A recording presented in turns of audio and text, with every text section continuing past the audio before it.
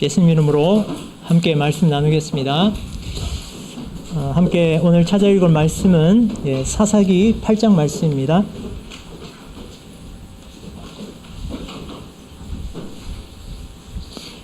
사사기 8장 말씀 1절부터 3절까지 읽고 조금 띄어서 25절부터 35절까지 읽도록 하겠습니다.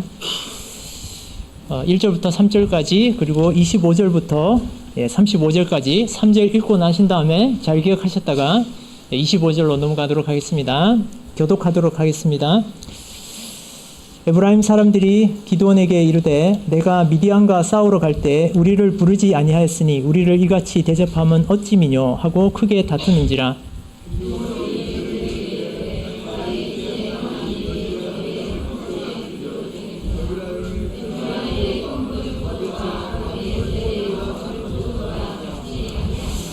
하나님이 미디안 방백 오렙과 셉을 너희 손에 붙이셨으니 나의 한 일이 어찌 능히 너희의 한 것에 비교되겠느냐. 기드온이 이 말을 하매 그들의 노가 풀리니라. 25절로 가겠습니다.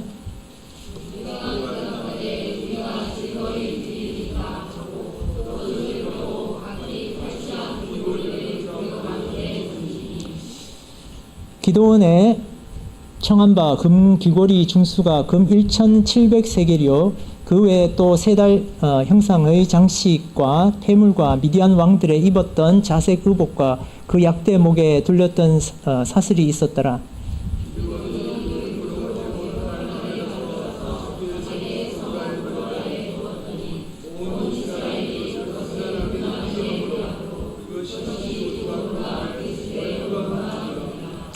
미디안이 이스라엘 자손 앞에 복종하여 다시는 그 머리를 들지 못하였으므로 기드온의 사는 날 동안 40년에 그 땅이 태평하였더라.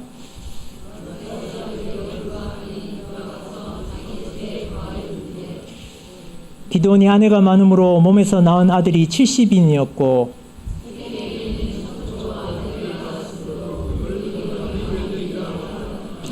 요아스의 아들 기드온이 나이 많아 죽음에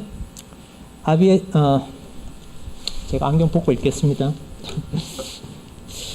요아스의 아들 기드온이 나이 많아 죽음에 아비에셀 사람의 오브라에 있는 그의 아비 요아스의 묘실에 장사하였더라.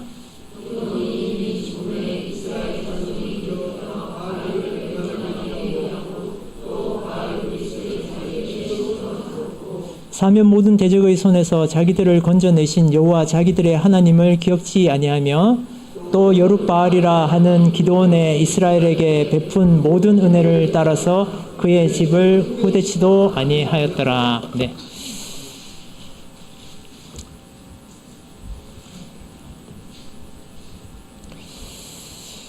네, 오늘 우리가 사사기 8장의 말씀을 함께 읽었습니다. 우리가 지금까지 5장까지 우리가 함께 나누면서 여러 사사들에 대해서 살펴보았는데요. 한 명 한 명 제가 거명해 보겠습니다. 온니엘, 에훗, 삼갈, 드보라 이렇게 우리가 살펴봤습니다. 다 기억나시죠? 사사기 4장과 5장은 바로 여사사 드보라에 대한 이야기였습니다. 사사기는 이스라엘 백성들이 수없이 반복되는 타락을 보여주고 있습니다. 그런데 아이러니하게도 이렇게 반복적인 타락 속에서 우리는 또 주님의 반복적인 한없는 사랑을 또한 발견하게 됩니다. 우리가 사사기 3장에서는 이렇게 말씀하십니다. 여호와께서 이스라엘에게 진노하사 그들을 메소포다미아 왕 구산 리사다임의 손에 파셨으므로 이스라엘 자손이 구산 리사다임을 8년을 섬겼더니 이스라엘 백성들의 죄로 인해서 구산 리사다임을 8년을 섬겼는데 사사 온니엘을 세우셔서 40년의 태평을 주셨습니다. 사사기 3장 14절에는 이에 이스라엘 자손이 모압 왕 에글론을 18년을 섬기리나 이스라엘이 또 죄를 지어서 모압 왕 에글론을 18년을 섬겼습니다. 그런데 사사 에훗을 통해서 80년의 태평을 허락하셨습니다. 사사기 4장 2절 말씀에 여호와께서 하솔에 도읍한 가나안 왕 야빈의 손에 그들을 파셨는데 그 군대 장관은 이방 하루셋에 거하는 시스라요 야빈 왕은 철병거 900승이 있어서 20년 동안 이스라엘 자손을 심히 학대한 고로 이스라엘 자손이 여호와께 부르짖었더라. 이스라엘 자손이 심히 학대하여서 이스라엘이 여호와께 부르짖었습니다. 이때 하나님께서 드보라 사사를 통해서 이스라엘 백성들에게 또다시 40년의 태평을 허락하셨습니다. 여러분들 자식을 키우다 보면 때로는 엄하게 꾸짖게 되고 또 때로는 그 잘못을 눈 감아주기도 하고 또 한없이 측은한 마음에 정말 싫은 소리 한마디 못하고 받아주기도 합니다. 오늘 우리는 사사기의 이스라엘 백성들의 타락 속에서 이런 부모님과 같은 하나님의 사랑을 깨닫게 됩니다. 그래서 사사기를 읽는 여러분과 제가 이스라엘의 타락에 주목하기보다는 오늘 우리가 하나님의 깊고 끝없는 사랑을 주목하고 그것을 깨달아 가기를 원합니다. 40년의 태평을 누리던 이스라엘 백성들에게 오늘 사사기 6장은 이렇게 시작하고 있습니다. 이스라엘 자손이 또 여호와의 목전에 악을 행하였으므로 여호와께서 7년 동안 그들을 미디안 손에 붙이시니. 이쯤 되면 도대체 이스라엘 백성은 왜 이럴까? 라는 생각이 듭니다. 그런데 그런 생각을 하다가 문득 이런 생각이 들게 됩니다. 이것이 결국은 우리들의 삶과 같다라고 인정할 수밖에 없게 됩니다. 그러나 하나님은 이러한 이스라엘 백성들을 향해서 또 우리를 향해서 또다시 새로운 사사 기드온을 세우셔서 이스라엘 백성들의 그 고통을 돌아보시게 하십니다. 기드온 사사에 관한 이야기는 사사기 6장부터 시작이 됩니다. 그리고 8장까지 이어지고 또 9장에서는 그 기드온의 후손에 대한 내용이 이어집니다. 이 내용이 길어서 우리가 함께 읽을 수 없어서 제가 간략히 줄거리를 소개해 드릴까 합니다. 이스라엘 백성들이 이 배교와 하나님의 징계 또 회개와 하나님의 긍휼이라는 순환적 행태를 반복하는 가운데 이제 몇몇 사사들이 지나갔습니다. 이제는 하나님께서 이스라엘 백성의 악함에 대해서 치시기 위해서 미디안 백성들을 활용하십니다. 사사기 6장에는 미디안 사람들이 얼마나 많고 그 약탈이 심했는지 메뚜기 떼와 같이 들어왔다라고 말하고 있습니다. 고대 근동에는 이 메뚜기 떼가 가장 사람들에게 위협적인 재앙이었습니다. 또 7장에는 미디안과 아말렉과 동방 사람들이 메뚜기뿐만 아니라 해변의 모래처럼 많았다라고 이렇게 기록을 하고 있습니다. 사사기 7장 12절 말씀 한번 제가 읽어보겠습니다.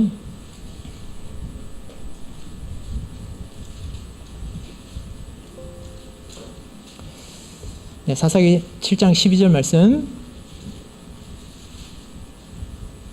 미디안 사람과 아말렉 사람과 동방의 모든 사람이 골짜기에 누웠는데 메뚜기의 중다함 같고 그 약대의 무수함이 해변의 모래가 수다함 같은지라. 이러한 수많은 미디안의 약탈을 통해서 고통받던 백성들이 하나님께 부르짖자 하나님께서 므낫세 지파 족속인 아비에셀 사람 요아스의 아들 기드온을 오늘 들어서 쓰십니다. 그런데 기드온은 하나님의 부르심 앞에서 모세가 그랬던 것처럼 꽁무니를 슬쩍 뺍니다. 그러다가 하나님께 표징을 보여달라고 이렇게 요청을 하였습니다. 하나님께서는 고기와 무교 전병을 불사르는 기사이적으로 기드온에게 보여주십니다. 그리고 기드온을 하여금 먼저 바알의 단을 헐고 아세라 상을 찍은 후에 요 앞에 제사를 지내게 한 후에 출정을 하게 하십니다. 이때 아비에셀의 사람들은 얼마나 우상에 쩔어 있었던지 기드온이 우상 해파를 자신들의 족속이 무서워서 낮에 이 일을 하지 못하고 밤에 이 일을 행합니다. 그리고 심지어 그 다음날 바알이 해파된 것을 보고 많은 사람들이 분을 내면서 기드온을 이끌어내라고 소동까지 벌이는 장면을 통해서 우리는 사사시대가 얼마나 혼돈의 시대였는지를 다시금 바라다 보게 됩니다. 이제 기드온은 자신의 족속인 므낫세와 또 나아가서 아셀과 스불론 납달리 족속에게 사람을 보내서 군사를 모집합니다. 그리고 하나님께 또다시 소명에 대한 징조로 요구합니다. 땅은 마르게 해주시고 양털은 젖게 해달라고 하자 하나님께서 직접 이를 보여주십니다. 그런데 기드온은 이제 또 땅은 젖게 하되 양털은 마르게 해달라고 또다시 하나님께 징표를 요구합니다. 하나님께서 또 한 번 더 보여주십니다. 여기까지가 6장의 내용이고 7장의 내용에서는 마침내 기드온이 미디안 족속을 쳐부수는 장면이 나옵니다. 하나님께서는 전쟁에 나갈 용사들이 너무 많다고 하시면서 먼저 두려움에 떨고 있는 백성들을 돌려 세워서 1만 명을 추리십니다. 그리고 이번에는 물가에 데리고 가셔서 개의 핥는 것 같이 물을 마시는 자와 무릎을 꿇고 마시는 자를 돌려보내고 손으로 움켜서 입으로 먹는 자 300명을 택하십니다. 드디어 밤이 되었습니다. 300명을 세 무리로 나누고 각 손에 나팔과 빈 항아리를 들고 항아리 속에 횃불을 감추어 적진으로 들어갑니다. 일제히 나팔을 불면서 항아리를 부수자 횃불을 들고 여호와와 기드온의 칼이여라고 외칩니다. 이때 미디안과 아말렉의 수단 무리들이 혼미백산에서 서로를 죽이게 되고 단 300명으로 수많은 적들을 물리치게 됩니다. 이 일로 도망하는 미디안 무리를 치기 위해서 이제 에브라임 사람에게 연락합니다. 그래서 미디안의 두 방백 오렙과 스엡을 죽이는 전과를 올리게 됩니다. 여기까지가 우리 7장의 내용이 되겠습니다. 자, 이제 오늘 본문의 8장의 내용은 미디안과의 전쟁에서 승리한 기드온의 행적을 그리고 있습니다. 그런데 이 행적 속에서 우리는 중요한 사실을 깨닫게 됩니다. 우리가 보통 영웅에 대한 얘기를 할 때 우리는 그 영웅의 공적만을 칭송하기가 쉽습니다. 우리가 이순신 장군이 나오는 영화를 보면 이순신 장군이 단 12척의 배로 130척이 넘는 일본 수군을 격파하는 통쾌한 이런 장면을 우리가 보게 되죠. 그런데 이런 일대기나 다큐멘터리는 항상 영웅들의 훌륭한 얘기만을 부각시켜서 극적인 요소를 극대화하기 마련입니다. 그런데 성경은 이상하게도 위대한 인물들의 어떻게 보면 아주 부끄러운 부분까지도 가감없이 드러내고 있습니다. 저는 성경이 가지고 있는 위대함이 바로 이러한 진실성에 있다고 보고 있습니다. 오늘 본문의 말씀 사사기 8장에는 기드온 사사의 장점만을 그렇게 기록하고 있지 않습니다.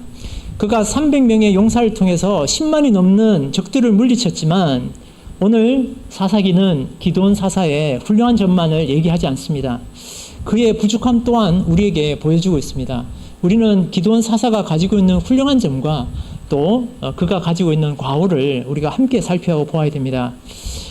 우리가 볼 수 있는 첫 번째 기드온 사사의 공은 바로 자신을 낮추어서 화합을 도모했다라는 것입니다. 우리 8장에 우리가 읽은 본문 말씀에 2절 말씀 보면 이렇게 기록이 되어 있습니다. 기드온이 그들에게 이르되 나의 이제 행한 일이 너희의 한 것에 비교되겠느냐? 에브라임의 끝물 포도가 아비에셀의 만물 포도보다 낫지 아니하냐? 여러분, 기드온은 어떤 사람이었을까요? 기드온에 대한 사사기의 기록을 보다가 보면 기드온은 제가 생각할 때는 소심한 사람처럼 보였습니다. 기드온은 어떤 사람인지를 알게 하는 몇 장면이 이렇게 사사기에 기록이 되어 있는데요. 우리 사사기 6장 11절 말씀 한번 볼까요? 사사기 6장 11절 말씀 6장 11절 말씀 찾으셨으면 함께 보도록 하겠습니다. 아직 찾지 못하신 분들은 뒤에 슬라이드로 봐주시기 바라겠습니다. 여호와의 사자가 아비에셀 사람 요아스에게 속한 오브라에 이르러 상수리 나무 아래 앉으니라. 마침 요아스의 아들 기드온이 미디안 사람에게 알리지 아니하려 하여 밀을 포도주 틀에서 타작하더니 기드온이라고 하는 인물을 우리 성경에서는 그 첫 등장을 이렇게 기록해 두고 있습니다. 여호와의 목전에 악을 행한 이스라엘 자손에게 하나님께서는 미디안 사람들로 하여금 이스라엘을 고통 가운데 내어두셨죠. 그래서 미디안뿐만 아니라 아말렉과 동방 사람들까지 얼마나 이스라엘 백성들을 곤란하게 만들었던지 파종의 시기가 되면, 씨 뿌리는 시기가 되면 어김없이 이스라엘 백성들에게 올라와서 모든 식물을 싹 쓸어가 버렸습니다. 토지 소산을 멸하고 식물을 아예 남겨두지 않았다라고 기록하고 있습니다. 제가 요즘 농사를 좀 지어봐서 아는데요. 파종의 시기에 이런 일이 생기면 수확에 대한 소망이 완전히 사라지게 됩니다. 사사기는 다양하게 이스라엘의 고통을 표현하고 있는데 6장에서는 미약함이 심했다라고 표현을 하고 있습니다. 이런 이스라엘의 고통이 아주 극적으로 표현된 것이죠. 미약함이 심했다라고. 마치 영화의 배경처럼 이렇게 소개가 되고 있습니다. 영화 시작할 때 그 배경을 이렇게 자막으로 쫙 설명해 주지 않습니까? 오늘 사사기의 주인공, 오늘의 주인공 기드온은 이런 배경에 의하면 아주 멋있게 이렇게 등장을 해야 될 것 같은데요. 기드온이 그렇게 등장하지 않습니다. 우리 기드온의 등장은 참 궁색하다는 생각이 듭니다. 그가 미디안 사람들에게 들킬까봐 밀을 포도주 틀에서 타작을 한 것입니다. 여러분 곡식 타작할 때 어디서 하십니까? 너른 마당에서 하시겠죠. 그래야 곡식 타작이 잘 될 겁니다. 그런데 정작 여호와의 사자는 기드온에게 큰 용사여 여호와께서 너와 함께 계시도다 라고 부르십니다. 그러니까 미디안 사람들에게 들키지 않으려고, 들키면 다 빼앗기니까 그거 숨기려고 조그마한 포도주 틀에서 밀을 타작하고 있었다는 것입니다. 그런데 여호와의 사자가 기드온에게 큰 용사여 이렇게 표현하고 있는 거죠. 이렇게 여호와의 사자가 기드온에게 표현했을 때 기드온이 어떤 응답을 했는지 한번 보겠습니다. 6장 13절입니다. 13절 말씀. 기드온이 그에게 대답하되 나의 주여 여호와께서 우리와 함께 계시면 어찌하여 이 모든 일이 우리에게 미쳤나이까?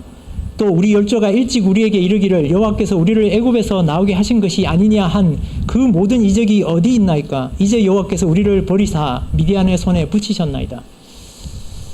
약간 좀 불평하는 것처럼 들립니다.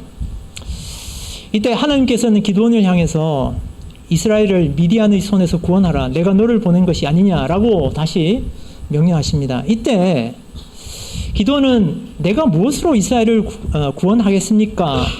우리 집안은 그저 므낫세 중에서 극히 약하고 그 집에서도 나는 가장 작은 사람이다 라고 이렇게 고백합니다. 그래도 하나님께서 또 말씀하십니다. 내가 반드시 너와 함께 하겠다 이렇게 말씀하시자 이제는 그 증거를 보여달라고 하나님께 요구합니다. 그러자 염소고기와 무교전병을 반석에서 나온 불로 사르는 이 기적을 보여주십니다. 그리고는 이 기적을 바라다 본 기드온이 드디어 하나님을 따라 나섰을까요? 아닙니다. 그는 여호와를 직접 대면하게 되면 죽게 된다는 생각을 했고 그 죽음에 대한 걱정으로 슬픔에 잠긴 것으로 이렇게 성경은 기록하고 있습니다. 이 슬픔에 잠긴 기드온을 겨우 달래서 첫 번째 명령으로 그의 아버지가 섬겼던 바알의 단을 헐고 아세라상을 찍으라고 할 때 그는 백주의 모든 사람들에게 보란듯이 담대하게 그 바알을 넘어뜨리지 못했습니다. 그는 몰래 밤에 이 일을 행하게 됩니다. 그리고 이 일로 인해서 여룻바알, 즉 바알과 맞서 싸우다라는 별명을 얻게 되었습니다. 그리고 이때 미디안, 아말렉 등의 대적들이 이스라엘 골짜기에 진쳤을 때 이미 여호와의 신이 기드온에게 임했다고 이렇게 기록을 하고 있습니다. 오늘로 말하면 성령을 받은 것이죠. 그럼 그가 이번에는 하나님을 향해서 자신을 통해서 이스라엘을 구원하려면 또다시 징표를 보여달라고 2번이나 요청합니다. 그때마다 하나님께서는 기드온이 요청한 징표를 확실하게 보여주셨습니다. 기드온의 소심함은 이외에도 몇 군데가 더 있습니다. 생략하도록 하겠습니다. 제가 사사기 속에서 기드온의 이야기를 읽으면서 2가지를 생각하게 되었습니다. 첫 번째는 기드온의 이런 모습이 오늘의 제 모습하고 너무 비슷하다는 생각했습니다. 혹시 여기 소심하다고 생각하시는 분 계세요? 자기가 제가 평소에 참 소심하다는 생각을 하게 되는데 하나님의 일을 할 때 주변을 의식하게 되고 또 내가 주의 일을 확신을 가지고 할 수 있도록 제 마음속에 주님 더 확실한 것을 보여달라고 늘 말씀드려 왔습니다. 그런 모습을 발견하게 되었습니다. 또 한편으로는 하나님께서는 왜 이런 기드온과 같은 사람을 들어서 쓰셨을까라는 것을 생각해 보게 되었습니다. 저는 그 이유를 사사기 8장에서 깨닫게 되었습니다. 그의 이러한 소심함이 자신을 낮추는 모습으로 나타나는 장면을 보게 됩니다. 기드온은 전쟁에서 승리한 후에 전쟁에 도취되지 않고 자신을 낮추어서 에브라임 지파와의 화합을 도모합니다. 아까 우리가 8장 앞부분에서 읽은 것처럼 제가 잠시 소개드린 것처럼 기드온이 미디안과 아말렉 군대를 물리치기 위해서 6장 35절에서 사자를 므낫세에 두루 보내고 또 아셀과 스불론과 납달리의 군사를 모집합니다. 그리고 이들 중에서 선발한 단 300명만으로 미디안을 물리치고 나서 도망하는 미디안 사람들을 쫓으면서 이제 에브라임 사람들에게 보내서 도망하는 미디안 사람들을 치고 테러를 차단하라고 이렇게 메시지를 전했습니다. 이에 따라서 에브라임 사람들이 미디안의 두 방백 오렙과 스앱을 사로잡아서 죽이는 전과를 올리게 됩니다. 그러니까 따라서 앞부분에 이미 12만 명을 세 지파가 다 죽이고 난 다음에 에브라임 사람들은 그냥 테러를 차단을 해서 하게 되고 그 다음에 두 방백을 사로잡는 전과를 올리게 되죠. 그런데 승전 이후에 이 에브라임 사람들이 불평을 하기 시작합니다. 미디안과의 전투에 왜 우리를 부르지 않았냐라는 것입니다. 여러분들이 잘 아시는 것처럼 므낫세와 에브라임은 둘 다 요셉의 후손이지만 그래서 각각 지파를 이루게 되지만 묘한 경쟁의 관계에 있을 수도 있겠다라는 생각이 듭니다. 그것은 에브라임 지파가 육적으로 장자했던 므낫세 지파를 제치고 야곱으로부터 실질적인 장자의 축복을 받은 사실을 우리가 잘 알고 있습니다.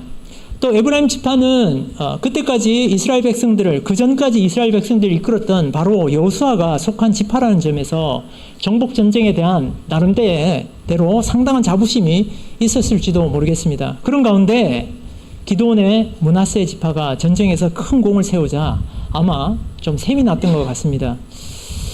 여러분들은 이런 상황에서 어떻게 할까요? 이미 전쟁에서 승리했습니다. 그리고 천하에 자신의 이름이 드높아 있는데 에브라임 지파에서 딴지를 걸어온다면 그냥 무시하거나 크게 화를 낼 법도 합니다. 그런데 기드온은 그렇게 하지 않고 오히려 자신을 낮추어서 이렇게 말했죠. 나의 이제 행한 일이 너희의 한 것에 비교되겠느냐? 에브라임의 끝물 포도가 아비에셀의 만물 포도보다 낫지 아니하냐? 얼마나 낮은 자세로 하는 말입니까?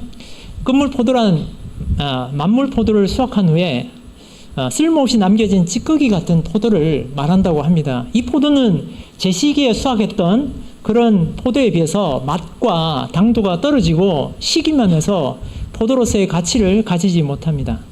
그런데 이런 에브라임의 끝물 포도가 므낫세의 만물 포도보다 낫다는 것은 전쟁의 막바지에 참여해서 미디안의 테러를 차단하고 두 방백을 처단한 것이 이 전쟁에 처음부터 참여해서 미디안을 물리친 용사들의 공보다 훨씬 낫다라고 이렇게 말해주고 있는 것입니다.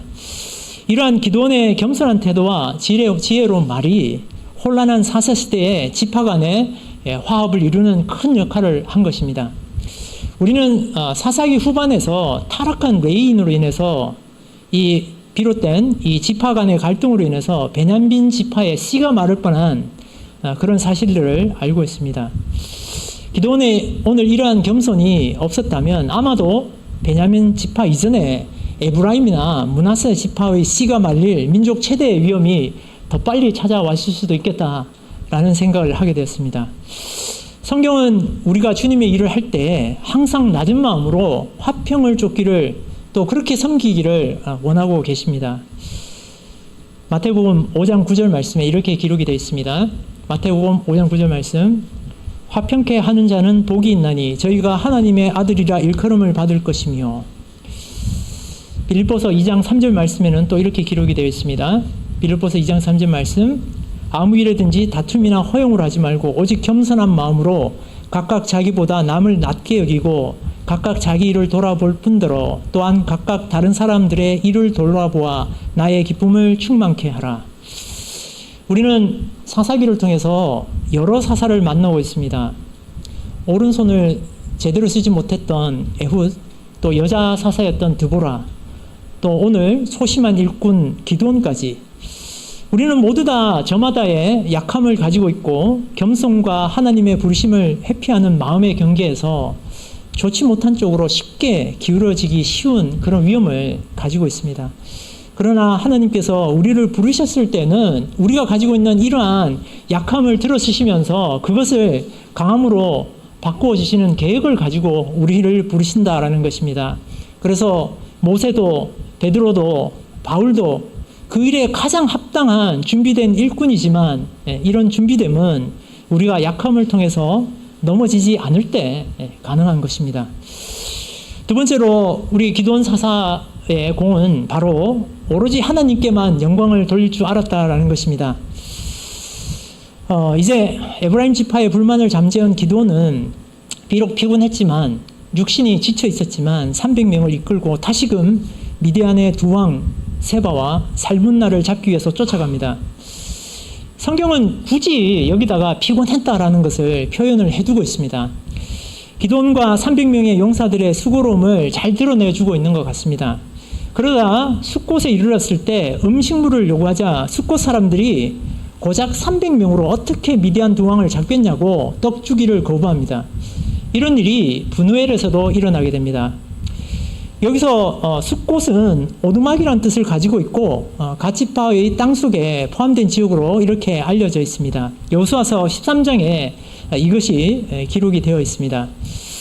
그런데 오늘 기드온 사사가 이스라엘 민족의 고통에 응답해 주신 하나님의 싸움을 이어가려고 할 때 요청한 도움의 손길을 외면했던 이 갓지파 땅 경내에 있었던 숫곳 사람들이 우리가 이스라엘 사람이었는지 아니면 이방이었는지 우리가 알 수는 없지만 아마도 기드온이 떡을 공급해달라고 부탁을 한 것으로 보면 아마 갓지파 사람들일 거라는 생각이 듭니다. 우리 지도를 한번 보도록 하겠습니다.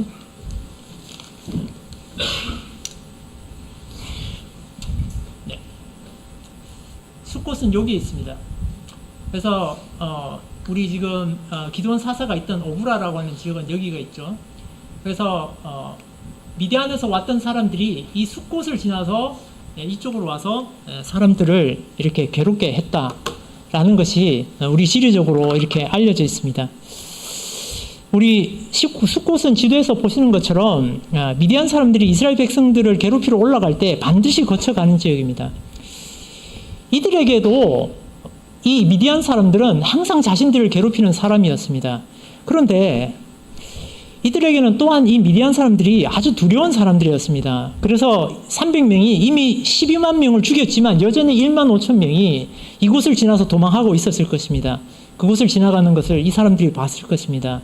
그래서 그들에게는 여전히 이 기드온이 이끄는 300명이 소수의 사람으로 보였을 것입니다. 기드온 사사가 이스라엘의 공통의 어려움을 위해서 자신이 희생하면서 노력하고 있을 때 요구했던 것이 음식입니다. 여러분들이 계속 고생하고 여러분들 옆에 있는 친구와 형제를 위해서 고생하고 있는데 제가 피곤하고 힘들어서 음식 좀 달라고 했을 때 우리가 외면했다면 그 상처가 얼마나 컸을까요? 우리 한국 사람들 하는 얘기로 음식 가지고 장난치면 안 된다. 또 음식 가지고 섭섭하게 하면 안 된다는 얘기들을 많이 합니다. 그런데 기드온은 2번이나 도움을 거절을 당했습니다. 아마 그 마음에 상처가 컸을 거라고 생각이 듭니다. 그러나 기드온은 이제 이에 굴하지 않고 피곤한 몸을 이끌고 쫓아가서 그 미디안 족속들을 물리치는 전과를 올리게 됩니다. 그리고 그들이 쫓았던 세바와 살문나를 사로잡습니다. 그리고 돌아오는 길에 자신들에게 떡 주기를 거부하고 조롱했던 숫곳 사람들을 징벌하고 브누엘에 있던 망대를 헐어버리게 됩니다. 그리고 사로잡은 두 왕을 처단하게 되죠.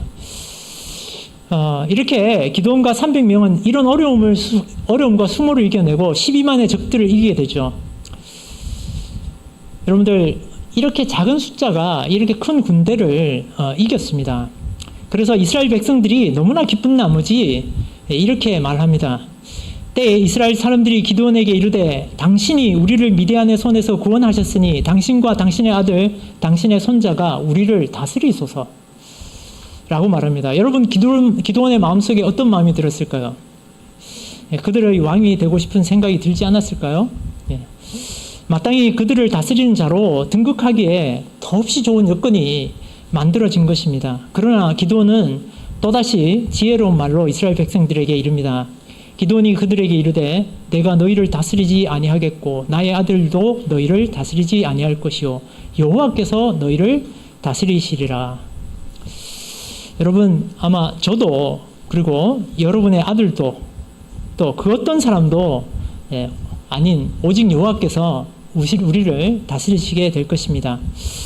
만일 이때 기드온이 왕이 되고자 하는 마음이 있었다면 사사기의 이스라엘은 더더욱 하나님으로부터 멀어졌을 거라는 생각이 듭니다.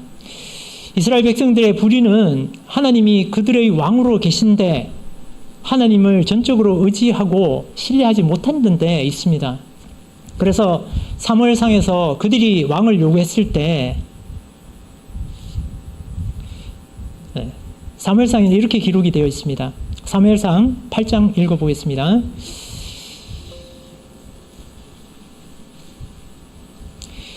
사무엘상 8장 7절 말씀 읽어보겠습니다. 사무엘상 8장 7절 말씀. 여호와께서 사무엘에게 이르시되 백성이 내게 한 말을 다 들으라. 그들이 너를 버림이 아니요 나를 버려 자기들의 왕이 되지 못하게 함이니라. 우리는 이러한 하나님이 왕이 되는 것이 아니라 내게 무언가 다른 것이 왕이 되도록 하는 우리의 마음을 우리의 마음이 아니라 우리랑 먼 일이라고 생각하기가 쉽습니다. 그러나 사실은 우리가 생각해 보면 우리의 삶 가운데도 내가 주인공이 되고자 하는 그런 일들이 많이 일어난다는 것을 우리가 발견하게 됩니다. 오늘 기도원의 이 겸손함 또한 그의 소심한 마음을 믿음으로 잘 다스린 결과가 아니었을까라는 생각을 하게 되었습니다. 이제 기도원의 과오를 함께 살펴보도록 하겠습니다. 첫 번째 기도원의 과오는 바로 하나님이 명하지 않으신 에봇을 만들어서 제약의 빌미를 제공했다라는 것입니다. 오늘 제가 기도원의 공에 대해서 두 가지를 말씀을 드렸을 때 사사기 8장의 말씀이 거기서 그쳤으면 얼마나 좋았을까라는 생각을 해봤습니다. 그런데 그렇지가 못합니다. 기도원에게는 큰 공이 있었지만 성경은 그의 과오마저도 여지없이 기록을 남깁니다. 아까 기도원이 대단히 지혜로운 말을 했습니다. 그런데 기도원은 사람들에게 그렇게 지혜로운 말을 했음에도 불구하고 그 다음에는 귀고리를 내어놓으라고 사람들에게 명합니다. 그래서 그렇게 모아진 금 귀고리 1700세개를 이용해서 에봇 하나를 만들었습니다. 그리고 그 에봇을 자기의 성읍 오브라에 둡니다. 그런데 백성들은 하나님을 섬기기보다도 신을 섬기듯 기도원의 에봇을 더 열심히 섬기게 되는 그런 일이 발생하게 되는 것입니다. 아마 소심하고 겸손했던 기도원은 순수한 마음으로 이 일을 했을 수도 있겠다라는 생각을 했습니다. 아마도 그랬을 것 같습니다. 그에게는 그 어려운 전쟁을 이기게 해주신 하나님께 감사하는 마음으로 또 전쟁의 승리를 기념하고자 하는 마음으로 에봇을 만들었을지도 모르겠습니다. 그러나 성경은 우리에게 이 행위가 하나님 앞에서 온전하지 못하다라는 것을 잘 알려주고 계십니다. 에봇은 대제사장의 의복으로 하나님의 뜻을 알아보기 위한 뜻을 가지고 있습니다. 따라서 레위 지파가 아닌 기드온이 금으로 에봇을 만들고 그것을 자신의 집에 둔다는 것은 법궤와 제사장들에게 가서 제사를 드리거나 하나님의 뜻을 물어야 되는데 자신의 집으로 와서 하라라는 의미를 띠게 되는 것입니다. 아무리 기드온이 순수한 마음으로 에봇을 만들었을지라도 그것이 이스라엘 사람들에게는 타락의 빌미로 작용할 수 있다는 점을 알고 신중하게 했어야 하는 것입니다. 그리고 당시에 이스라엘의 합법적인 성소는 실로에 있었는데 기드온은 이 에봇을 오브라에다 두어서 몇몇 지파들은 실로가 아닌 오브라에 에봇을 섬기는 가오를 범하게 되었습니다. 그리고 성경은 온 이스라엘이 그것을 음란하게 위했다라고 이렇게 기록하고 있습니다. 또한 결과적으로 이것이 기드온 집안의 대대로 올무가 되었다라고 우리는 알고 있습니다. 기드온의 용감한 행동들이 40년간의 이스라엘 백성들에게 태평함을 가져다 주었지만 또한 그로 인해서 이스라엘이 타락하는 빌미가 되기도 했던 것입니다. 때로는 우리의 섬김이 성과라는 이름으로 과대 포장되어서 나타나기도 합니다. 내 입을 통한 말이 사람을 감동시키기도 하고 또 내 입을 통해서 나온 은혜로운 찬양이 또 내가 드린 악기의 찬양이 사람들에게 감동을 주기도 합니다. 때로는 우리의 기도가 누군가의 병을 낫게 하기도 하고 우리들의 조그만 수고가 몇몇 사람들을 교회로 나오기도 합니다. 그래서 잃었던 믿음을 회복시키는 역사가 우리를 통해서 일어나기도 합니다. 그러나 그때 우리는 오로지 하나님께 영광 돌리는 그 마음을 잃어서는 안 되겠습니다. 이제 두 번째, 기드온의 과오는 바로 그의 문란한 생활이었다라는 것입니다. 기드온에게는 8장에 기록된 과오가 하나가 더 있는데요. 그것은 바로 그의 가정사와 관련된 것입니다. 우리 8장 29절에 보면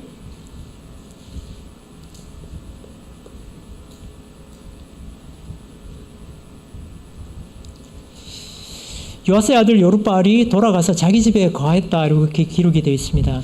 기드온이 공적인 일들을 잘 마무리하고 여생을 자신의 집에서 보낸 것으로 기록을 하면서 그에게 기록하기를 그에게 아내가 많았다라고 기록을 하고 있습니다. 그래서 70인의 아들이 있었다라고 기록을 하고 있습니다. 고대로부터 많은 아내를 둔 사람들은 주로 왕이었다라고 합니다.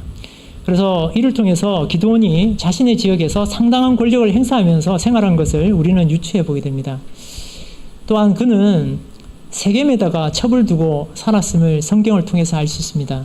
우리 지도 한 번 더 볼까요?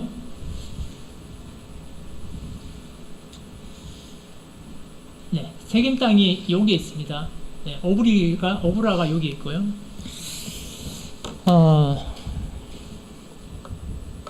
그가 세겜 땅에다 첩을 두고 살았음을 우리가 성경을 통해서 알고 있는데요. 여러분들이 지도 보시는 바와 같이 세겜 땅은 오브라에서도 상당한 거리에 있는 땅인데 이곳까지 첩을 거느리고 있었다는 사실은 기드온이 아내로부터 얻은 수많은 자식들 외에도 첩이라는 여인을 통해서 또 다른 자식을 낳았고 또 성경은 70인의 아들 이름보다도 첩을 통해서 낳은 자식의 이름을 기록하고 있는 것을 우리는 또한 9장에서 발견하게 됩니다. 그리고 이러한 물나는 가정사로 인해서 기드온이 오브라에서 낳은 70명의 자식들 중에서 요담을 제외한 모든 자식이 그 첩의 자식이었던 아비멜렉을 통해서 몰살당하는 것을 우리는 사사기 9장에서 확인하게 됩니다. 바로 이것이 기드온의 두 번째 과오입니다. 우리는 이 시점에서 혼돈의 시기에 우리가 가져야 되는 바른 생각에 대해서 우리가 살펴보게 됩니다. 우리는 영웅들의 이야기로부터 모든 행위를 정당화하기가 참 쉽습니다.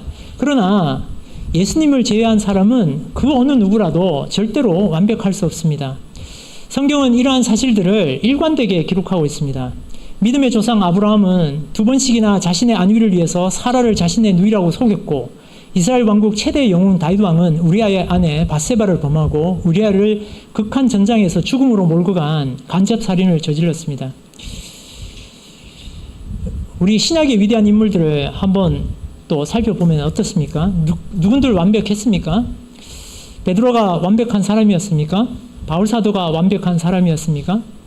베드로는 예수님을 3번이나 부인하였고 예수님의 승천 이후에도 안디옥 교회에서 이방인들과의 식사 자리에서 외식함으로 바울의 빈축을 샀습니다. 바울 사도는 예수님 믿는 사람을 잡아넘기는 나쁜 일을 했고 예수님을 만나 회심한 이후에도 전도 여행의 길에서 마가의 문제로 바나바와 심하게 다툰 일이 있습니다. 바울은 스스로를 이렇게 기록하고 있죠. 내가 원하는 바 선은 하지 아니하고 도리어 원치 아니하는 바 악은 행하는도다.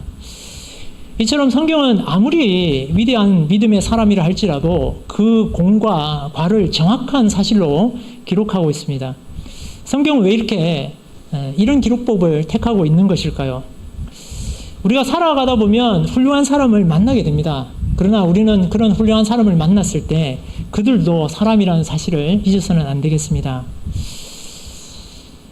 바울 사도가 그의 전도 여행 때 사람들 병을 고쳐줬을 때 그에게 스스라고 말하는 사람들을 만나게 되었죠. 그들이 그런 얘기를 했을 때 바울이 그 소리를 듣고 스스로를 높은 것이 아니라 옷을 찢고 무리 가운데 뛰어들어가서 소리를 질렀다라고 이렇게 기록이 되어 있습니다. 그래서 바울은 자신을 통해서 임하신 하나님의 능력 앞에서 자신이 높아지지 않도록 그렇게 안간 힘을 썼던 것입니다. 바울은 자신에게 있는 인간으로서의 부족함을 잘 알고 있었습니다. 오늘 우리가 만났던 기드온은 여호와께 부르심을 받았을 때 하나님께 따지듯이 물었습니다. 주여, 여호와께서 우리와 함께 계시면 어찌하여 이 모든 일이 우리에게 미쳤나이까? 또 우리 열조가 일찍 우리에게 이르기를 여호와께서 우리를 애굽에서 나오게 하신 것이 아니냐 한 그 모든 이적이 어디 있나이까? 그런 기드온을 향해서 하나님께서 이렇게 말씀하셨습니다. 내가 너를 보낸 것이 아니냐. 앞서 말씀드린 것처럼 소심함을 넘어서 하나님의 일을 하시는 일에 의구심을 가졌던 기드온을 통해서 하나님께서 원하셨던 것은 그가 그 소심함을 바꾸어서 겸손하게 하나님을 섬기고 이스라엘 백성들 위에 군림하지 말고 그런 이스라엘 백성들을 잘 화합하라고 처음에 그렇게 기도원을 들어서 쓰셨던 것 같습니다. 그러나 그런 기도원은 300명으로 13만 5천 명을 이겨내는 큰 역사를 이루게 됩니다. 그런데 사사들 가운데 처음으로 이 기드온 사사를 왕으로 세우겠다는 이스라엘의 백성들이 마음이 세상에 나타나게 됩니다. 비록 기드온은 이를 표면적으로는 물리친 것으로 보이지만 그는 그 일 이후로 미세한 변화를 이스라엘 백성들에게 남깁니다. 이것이 오늘 살펴본 기드온의 과오로 드러나고 이후에 나타난 사사들에게 또 그 위에 나타난 이스라엘 백성들의 타락을 점점 더 가속화시키게 되는 것을 우리는 사사기를 통해서 발견하게 됩니다. 그래서 사사들도 처음에는 아주 좋은 사사, 그 다음에는 좋은 사사, 그 다음에는 그저 그런 보통의 사사들, 그리고 다음에는 나쁜 사사들로 변해가게 되는 것을 우리가 발견하게 되죠. 우리가 쉽게 지나칠 수 없는 성경의 이 변화의 출발을 복선처럼 이렇게 기록해 놓은 것이 있습니다. 우리 사사기 7장 18절 말씀 읽어보겠습니다. 사사기 7장 18절 말씀입니다. 18절 말씀, 7장 18절 말씀 제가 읽겠습니다. 나와 나를 쫓는 자가 다 나팔을 불거든 너희도 그 진 사면에서 또한 나팔을 불며 이르기를 여호와를 위하라 기드온을 위하라 하라 하니라. 예, 여호와를 위하라 라고만 했으면 얼마나 좋을까라는 생각을 해보게 되었습니다. 우리는 부르심 가운데서 우리의 약함을 주님의 능력으로 강함으로 만들어낼 수 있습니다. 그것은 오로지 겸손을 통해서만 가능한 것입니다. 오른손을 못 쓰던 왼손잡이 사사 에훗, 남성이 중심이 되는 사회에서 여선지자였던 드보라 사사, 또 오늘 소심에서 하나님께서 함께 하심을 늘 확인하려고 했던 기드온은 그 약함을 하나님의 보내심을 믿고 나아감을 통해서 강함으로 이렇게 바꿀 수가 있었습니다. 이방인들의 압제로부터 이스라엘을 구원할 수 있었습니다. 그러나 하나님께서 만들어주시는 이 강함은 결코 우리의 자랑이 되어서는 안 됩니다. 우리가 만약에 부득불 자랑해야만 하는 그런 상황이 온다면 우리는 우리의 약함을 자랑해야 됩니다. 우리의 약함을 자랑하는 것은 바로 하나님의 역사가 얼마나 강한지를 우리가 나타내는 것입니다. 그래서 우리는 하나님의 강함을 자랑해야 되겠습니다. 여러 사람이 육체를 따라 자랑하니 나도 자랑하겠노라. 내가 부득불 자랑할진대 나의 약한 것을 자랑하리라. 아무쪼록 이 혼란의 시대에 말씀을 지혜롭게 받아들이시고 사람이 아니라 오직 예수 그리스도만을 바라보면서 우리 하나님 안에서 늘 승리하시는 삶을 살아가시는 저와 여러분 되시기를 예수 그리스도의 이름으로 축원드립니다.